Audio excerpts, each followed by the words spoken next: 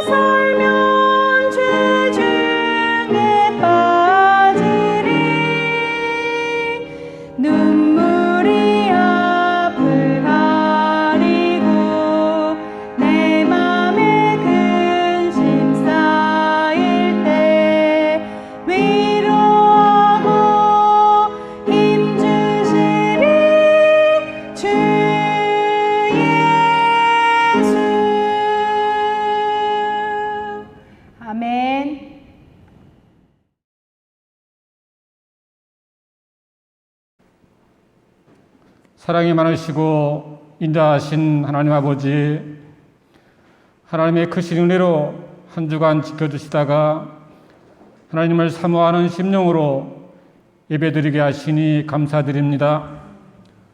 지난 한 주간의 삶을 되돌아볼 때 저희들은 죄와 허물 밖에는 아무런 공로가 없었음을 고백하오니 믿음으로 살지 못한 저희들을 용서하여 주시고 이 시간 신령과 진정으로 드리는 복된 예배가 되게 하여 주옵소서. 코로나19와 연이은 태풍으로 어렵고 힘든 고단한 삶 속에서 주님의 피 흘리심과 주님의 고난을 저희 마음속 깊이 기억하게 하시고 주님의 고난에 동참할 수 있는 믿음을 통하여 이 어려운 시기를 지혜롭게 극복하게 하옵소서. 이 시간 주님의 한량없는 은혜를 부어주시고 온라인 예배에도 동일한 은혜로 함께하여 주시어 찬양이 넘치고 기도가 넘치는 예배가 되게 하옵소서. 사랑의 주님, 이 땅의 모든 교회를 위해 기도드립니다. 늘 진리의 말씀과 뜨거운 기도와 성령의 능력이 교회마다 충만케 하여 주옵소서. 특별히 우리 교회가 기도하는 교회, 사랑으로 하나가 되는 교회, 그리고 전도와 선교에 최선을 다하는 교회 되게 하옵소서. 언제 어디서나 주님의 말씀을 실행하는 교회가 되어 주님이 맡기신 사명을 선하게 실천하는 충성된 교회 되게 하옵소서. 우리 교회가 하나님의 형상을 드러내며 이 어둡고 어지러운 세상에서 주님의 사랑을 전파하는 교회가 되게 하시고 기쁨과 소망이 차고 넘치는 복된 교회가 되도록 늘 함께하여 주옵소서. 환난과 고통 속에서도 늘 함께하시는 주님, 지금 저희들이 직면한 고난과 어려움에 대하여 맞설 수 있는 지혜와 용기를 허락하여 주옵소서. 고통과 시련 앞에 결코 좌절하지 않고 담대하게 맞서게 하시고 고난과 시련을 통해 주시려는 참된 뜻을 깨닫게 하여 주옵소서. 주님께서 특별히 사랑하시는 이 대단의 기도와 영원 구원의 불길이 가득하게 하시고 주님을 향한 갈급한 심령들이 모두 치유되고 회복되는 놀라운 체험들이 나타나게 하옵소서. 이 시간 말씀을 전하실 목사님을 위해 기도합니다. 영성과 지성으로 균형 잡힌 목회자로 붙잡아 주셔서 하나님의 뜻에는 강철 같은 의지로 연약한 영혼들에게는 한없는 사랑의 목자로 쓰임받게 하여 주옵소서. 저희 교회를 향하신 주님의 뜻을 온전히 이루어 드리는 선한 목자로 이끌어 주옵소서. 섬기는 손길들의 능력을 더하여 주셔서 하나님께 기쁨과 영광되는 예배가 되게 하여 주옵소서. 모든 말씀 살아계신 예수 그리스도의 이름으로 기도드려옵나이다. 아멘. 교회에서 또한 가정에서 오늘 9월 마지막 주일 예배드리는 여러분의 삶 속에 주님의 평강과 기쁨이 함께하길 기도하면서 오늘 말씀을 함께 나누고자 합니다. 오늘 우리가 함께 나눌 말씀은 고린도 후서 12장에 있는 말씀이고요. 약할 때 강함 주시는 예수님이라고 하는 말씀의 제목으로 오늘 말씀을 함께 나누실 텐데요. 오늘 우리의 모든 약한 가운데 강하신 주님의 손길이 저와 여러분의 삶에 함께 하심을 바라볼 수 있는 영적인 눈이 열리기를 기도하면서 오늘 말씀을 함께 나누고자 합니다. 바울 사도는 고린도 교회 이 성도들을 바로잡기 위해서 정말 애를 많이 쓰신 분이 누구냐로 말하면 바울 사도 아니겠습니까? 그럼에도 불구하고 바울 사도가 고린도 교회 성도들을 신앙으로 권면하려 했지만 고린도 교회 성도들이 그 말씀을 잘 듣지 않았어요.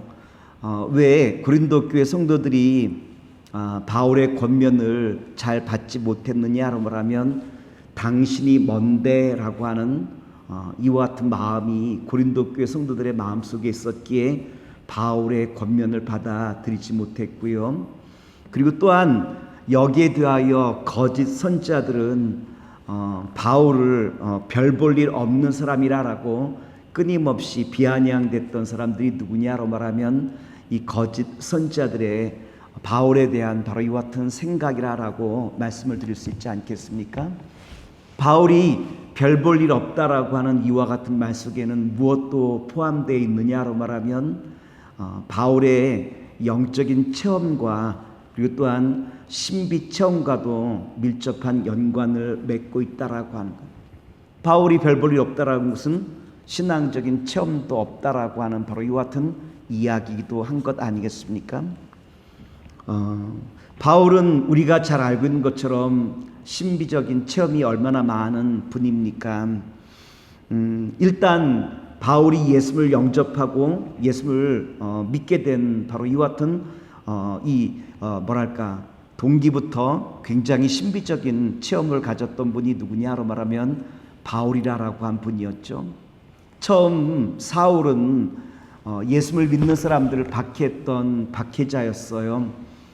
그래서 이 초대교회 사울이라고 한 이름은 박해자로 아주 악명이 높은 사람이었는데 바울은 예수를 믿는 사람들을 박해하기 위하여 예루살렘을 떠나 다른 나라인 이 다메섹이라고 한 곳까지 찾아가서 예수 믿는 사람들을 박해하고자 했던 사람이 누구냐로 말하면 바울이라고 하는, 바울 이전에 사울이라고 하는 분 아니었겠습니까?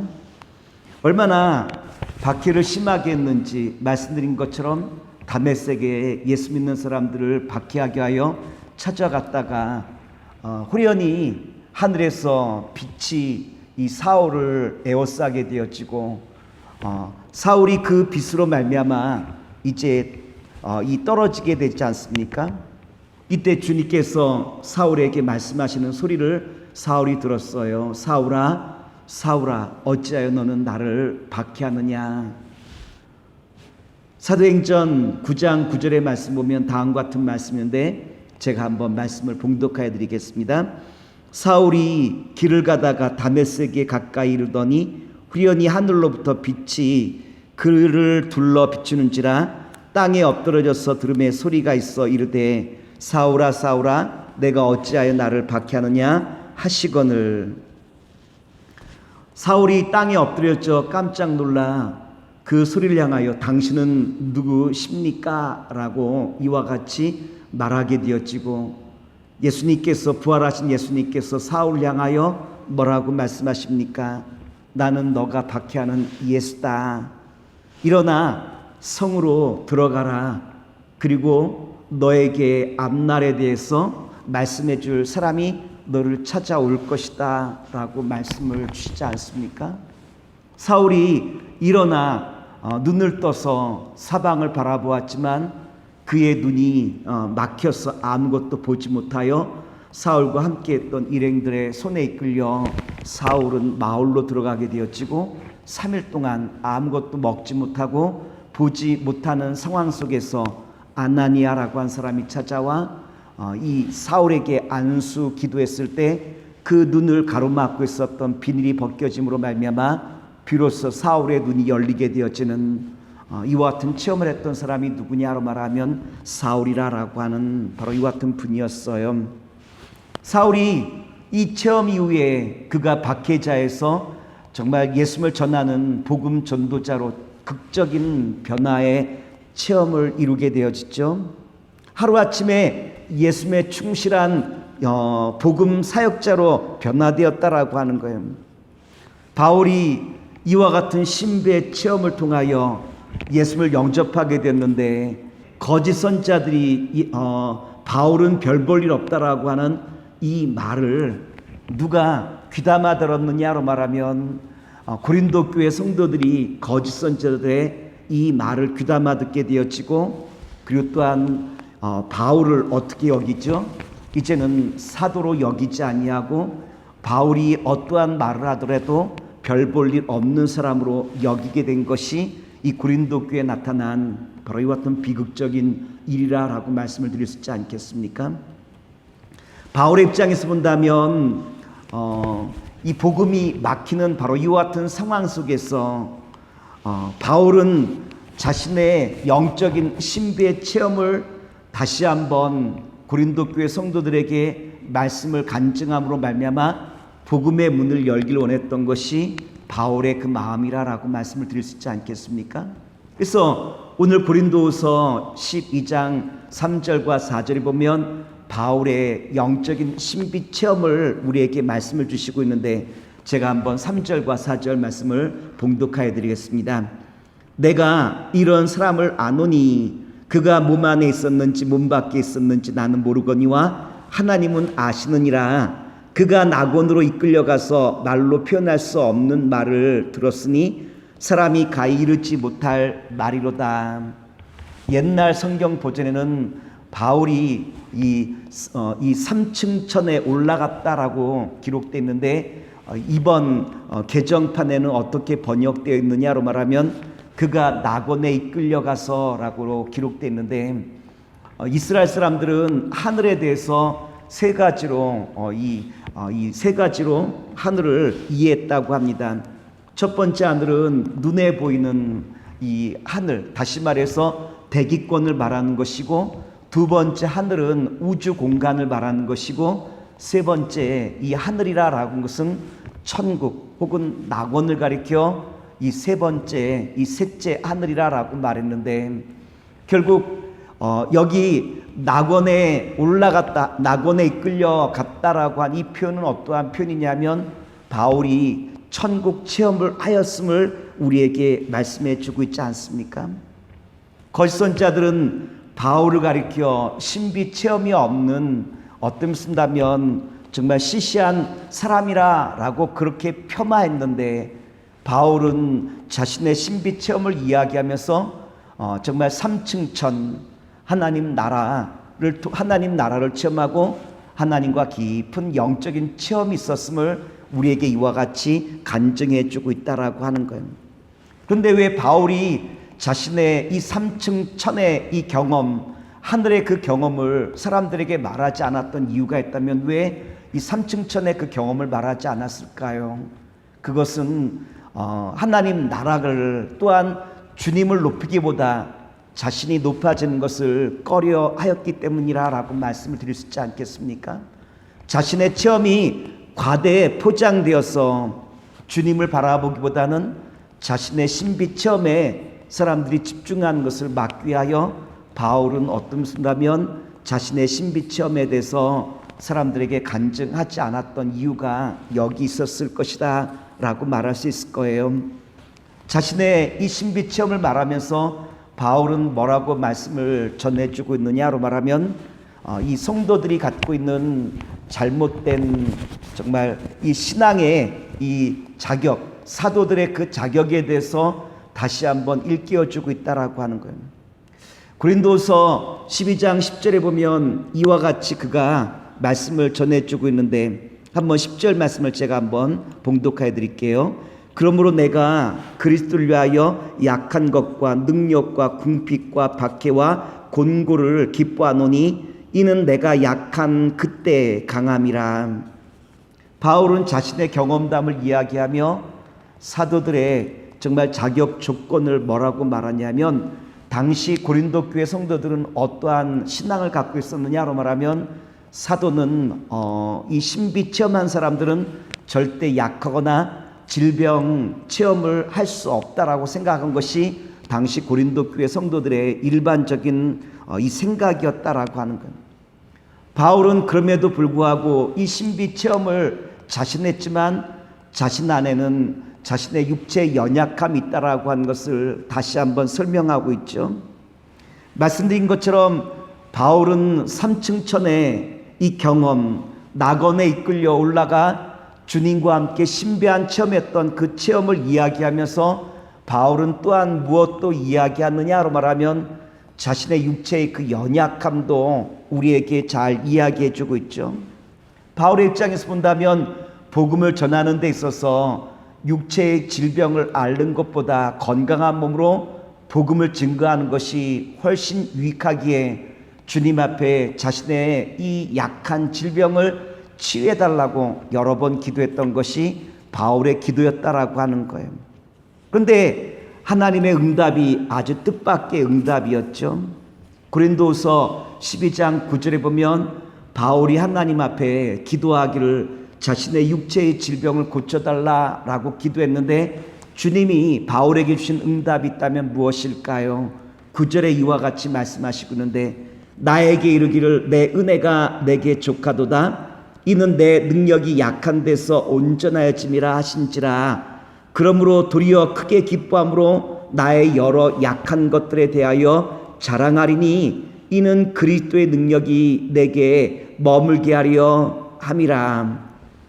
바울이 주님 앞에 자신의 질병을 고쳐달라라고 기도했을 때 예수님께서 바울에게 주신 응답이 무엇입니까? 고쳐 주시겠다 혹은 안 된다 라고 말씀하신 것이 아니라 주님의 응답은 내가 너에게 준 은혜가 족하도다 라고 이와 같이 말씀을 주시고 있지 않습니까? 아무리 생각해봐도 육체의 질병이 없는 것이 복음을 전하는데 훨씬 유익할 텐데 주님께서 내 은혜가 족하도다 라고 말씀하신 이유가 있다면 왜 이와 같이 주님이 우리에게 말씀을 전해주시고 있습니까? 왜냐하면 우리는 강할 때, 내가 잘 나갈 때 우리는 주님을 의지하기보다는 어떠하기가 쉽죠? 자기 자신을 의지하기가 쉽죠. 이에 비하여 나의 연약함이, 자신의 약함이 드러날 때 우리는 강하신 주님을 의지하게 되는 것이 사람들의 일반적인 모습 아니겠습니까? 고린도서 12장 8절에 보면 이와 같은 말씀이 있는데 제가 한번 말씀을 봉독하여 드릴게요. 이것이 내게서 떠나가기 위하여 내가 3번 주께 간구하였더니. 약할 때 강하다는 것은 나는 비록 여전히 약하지만 강하신 정말 하나님을 기도를 통하여 내가 비로소 이제는 만날 수 있는 통로가 열리게 되었다라고 한 것이 약할 때 강함 되시는 이라고 한 바로 이 말씀의 뜻 아니겠습니까? 바울은 약한 사람이었어요. 이미 우리가 잘 알고 있는 것처럼 말주변도 없는 사람이었고요. 육체의 질병으로 말미암아 몸도 허약했던 사람이에요. 외모도 어떤 면이면 번지르한 사람도 아니었고요.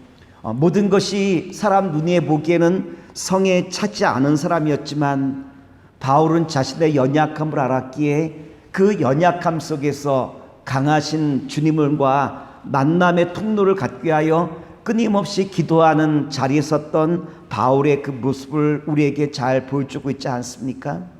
오늘 우리는 코로나 상황 가운데 정말 흔들리는 바로 이와 같은 시대 가운데 우리가 지금 살고 있다라고 말씀을 드릴 수 있을 거예요.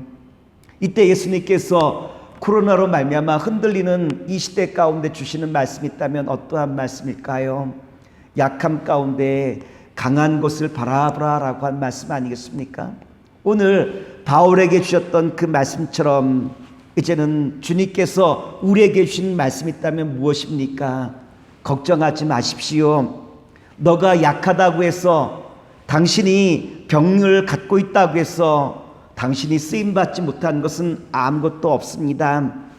나는 약한 당신을 통해서도 얼마든지 주님의 그 일을 감당하게 하실 수 있습니다.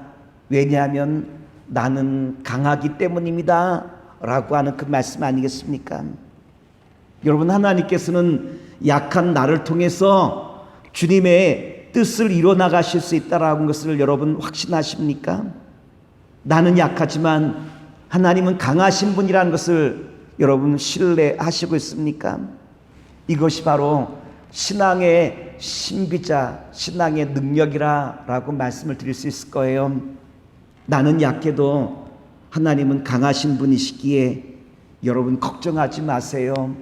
오늘 코로나로 말미암아 모든 것이 흔들리는 이와 같은 상황이 있다 할지라도 주님 앞에 기도하는 가운데, 주님의 능력을 신뢰하며 나가는 가운데 강하신 주님께서 나를 붙들어 주시고, 또한 나의 가정과 이 교회를 통하여 다시 한번 주님의 선하신 역사를 이뤄나가심을 이 시간 바라보면서, 약한 바울이 주님을 의지하여 나갈 때 마침내 초대교회가 부흥할 수 있었고, 또한 모든 연약함과 약함이 이제는 변하여 새로운 역사를 이룰 수 있었던 놀라운 능력이 나타날 수 있었던 것처럼, 오늘 코로나로 말미암아 흔들리는 우리 서당 중앙교회와 우리 사랑하는 모든 성도님의 삶 속에 바울처럼 이제는 주님을 의지하고 바라보는 가운데 주님의 놀라운 능력이 함께 하시는 기적 역사가 나타나기를 다시 한번 기도하면서,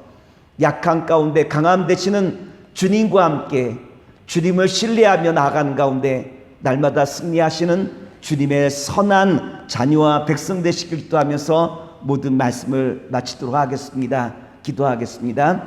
사랑의 주님, 오늘도 주신 말씀을 의지하여 비록 우리는 약하지만 주님은 강하시기에 내가 약하다고 해서 내가 쓰임받지 못할 어떠한 이유도 없음을 이제는 깨달아 강하신 주님을 의지하는 가운데 날마다 승리하는 주의 거룩한 자녀와 백성 되게 하여 주시옵소서. 예수의 이름으로 감사하며 기도드리나이다. 아멘.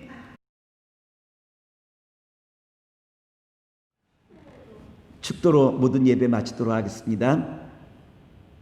사랑과 은혜가 무한하신 아버지 하나님, 한 주간의 삶을 또다시 살아갑니다. 주님, 우리의 삶의 연장은 늘 흔들리는 세계지만 강하신 주님을 이젠 내가 신뢰하기에 주님의 손에 이끌려 날마다 주와 함께 승리하는 주의 거룩한 자녀와 백성 되게 하여 주시옵소서. 이제는 우리 주 예수 그리스도의 은혜와 무한하신 아버지 하나님의 사랑하심과 성령님의 역사하심이 예배를 마치고 돌아가는 주의 자녀들 위해 이제로부터 영원토록 함께 하시기를 간절히 축원하옵나이다. 아멘.